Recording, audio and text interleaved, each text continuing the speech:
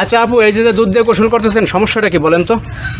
সমস্যা হচ্ছে আমার ফ্যামিলির থেকে মানে বিদেশের এক প্রবাসী ছেলের সাথে বিয়ে দিচ্ছিল। তো ফোন মানে বিয়েটা হয়েছে কিভাবে? ভিডিও কলে। ভিডিও কলের মাধ্যমে বিয়ে হয়েছে প্রবাসীর সাথে? হ্যাঁ। ফ্যামিলিগতভাবে বিয়ে হয়েছে। আচ্ছা, তারপরে কি হয়েছে? তারপর সে যে মানে ভালোই বেশ কতদিন কথাবার্তা বলছে, হঠাৎ করে ফোন দেওয়া মানে খোঁজ খবর নেওয়া সব কিছু বন্ধ করে দিছে। যে একটা খরচা দিত সেইগুলোও বন্ধ করে দিছে। তো যেহেতু আমি একটা মেয়ে মানুষ, তো অনেক দিন তার জন্য ওয়েট করার পর আরও 2 বছর ওয়েট করছি। এখন তার ডিভোর্স দিয়ে চলে আসছে আর কি বাপের বাড়ি। আচ্ছা আচ্ছা, বিয়ে হয়েছে কত বছর বললেন? পুরো 6 বছর। 6 বছর। 6 আচ্ছা, এই 6 বছর আছে আপনি ওই স্বামী মানে শ্বশুর বাড়িতেই ছিলেন? জি। তো এখন সে দেশে আসতেছে না কেন, সমস্যা কি? এখন কেন আসতেছে না সেটা ভাইঙ্গা তো আর আমার বলতেছে না। এখন তারা ফ্যামিলি বা ওই ছেলে শুধু বলতে পারবে।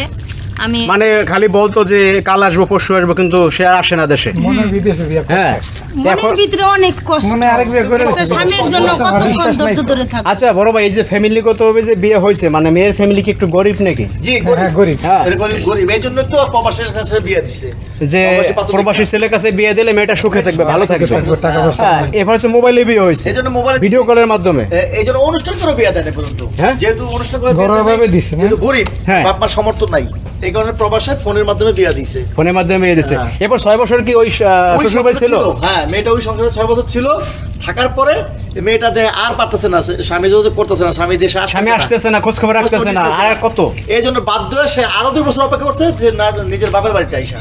আরো 2 বছর অপেক্ষা করছে, হ্যাঁ। ডিভোর্স দেয় নাই? না, ডিভোর্স দেয় নাই। তারপর আমরাই মানে আর কি এখন- ভাই আমি এখন দুজনে সমাজের মিলে- কথায় মানুষ শুনতেছে, আর কি করবে? এখন সমাজে মানুষ বিভিন্ন কথা বলতেছে। বিভিন্ন কথা বলতেছে, এখন সে বাধ্য হয়ে এই ডিভোর্স দিয়ে দিছে। ডিভোর্স দিয়ে এখন ডিভোর্স দিয়ে দুধ দিয়ে গোসল করে আপনি কি বুঝাইতে চাইতেছেন? দুধ দিয়ে গোসল করতেছেন কেন হ্যাঁ, ডিভোর্স দিয়ে? এই জন্য দুধ দিয়ে গোসল করতেছি মানে যেহেতু একটা ভুল করছি, সেই ভুলটারে সংশোধন মানে ভাবে করার প্রায়শ্চিত্ত করতেছেন আমরা আপনি? পারছি তো আর কি। হ্যাঁ, হ্যাঁ। এই যে আপনি প্রবাসী বাইরে যে বিয়ে করলেন, এটা কি আপনার সম্মতি ছিল আপনার?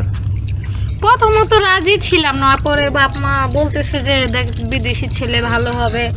মানে ওখানে বিয়ে দিলে আপনি সুখে থাকবেন? হ্যাঁ, আমরা গরিব মানুষ, ওইখানে তুই সুখে থাকবি। মানে ওদের অর্থ সম্পদ ভালোই ছিল থাক, সেই থাক, কাঁদো না, অনুযায়ী। কাঁদো না, থাক। থাক, যা হয়েছে হয়েছে, আর টেনশন করিস না।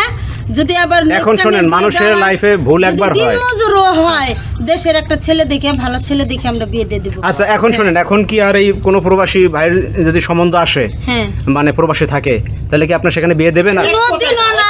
হ্যাঁ, দর্শক ভাইয়েরা এখানে দেখলেন যে এক আপু হচ্ছে এই দুধ দিয়ে গোসল করতে আছে, সে এক প্রবাসী বাইরে ভিডিও কলের মাধ্যমে বিয়ে করছিল। আপনারা তো সবাই শুনলেন। তো যাই হোক, ভিডিওটি এ পর্যন্তই।